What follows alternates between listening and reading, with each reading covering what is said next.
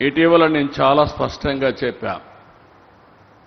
Andhra Pradesh will become green hydrogen valley. మన ఇండ్లపైన మనం current ఉత్పత్తి చేసుకునే పరిస్థితికి వచ్చాం.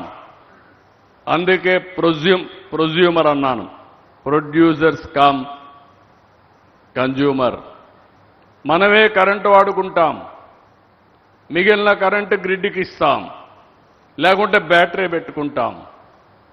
ఇది కానీ జరిగితే చాలా అడ్వాంటేజెస్ వస్తాయనే ఉద్దేశంతో దీనికి కూడా ముందుకు పోతున్నాం. అయితే ఆంధ్రప్రదేశ్కు ఉండే అడ్వాంటేజెస్ ఏ రాష్ట్రానికి లేవు. 1000 కిలోమీటర్ల తీర ప్రాంతం ఉండే ఏకైక రాష్ట్రం, అందులో ఈస్ట్ కోస్ట్లో ఆంధ్రప్రదేశ్ అని చెప్పి కూడా నేను మీకు తెలియజేస్తున్నా.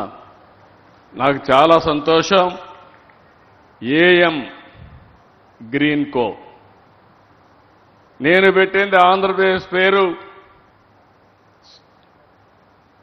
ఏదైతే ఈస్ట్ కోస్ట్ కాబట్టి దీనికి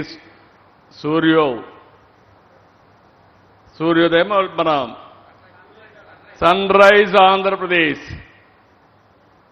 తెల్లవారి నిద్ర లేస్తే ఆంధ్రప్రదేశ్ నుంచే